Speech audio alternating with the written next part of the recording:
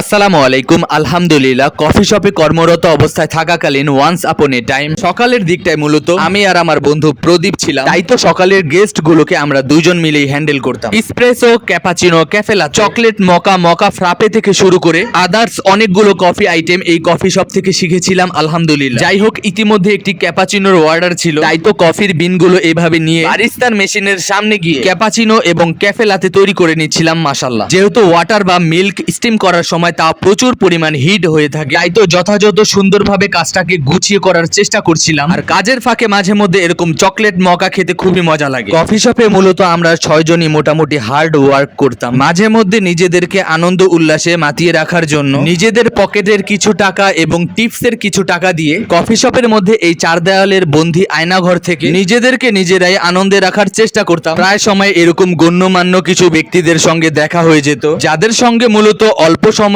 স্বল্প আলাপে খুবই ভালো একটা সম্পর্ক তৈরি হয়ে যেত আলহামদুলিল্লাহ। অতীতের সেই কফি শপে কাটানো সময়ের কথা এখন প্রায় সময় মনে পড়ে যায়। মুস্তাফিজুর রহমান দীপু স্যারকে এভাবে জড়িয়ে ধরতে পারবো কখনো ভাবি নাই। যাই হোক, আলহামদুলিল্লাহ পরবর্তী সময়ে ক্যাশ কাউন্টারের সামনে গিয়ে দেখতে পেলাম যে বন্ধু আমার হিসাব নিকাশ করে ক্যাশটা ক্লোজ করে দিচ্ছে। আর যেহেতু রাত হয়ে গেছে, তাই তো নিজের মনের মতো করে ঘুরে নিচ্ছিলাম পুরো কফি শপটাকে। ইনশাআল্লাহ দেখা হবে অন্য কোনো ভিডিওতে, সে পর্যন্ত সবাই ভালো থাকবেন।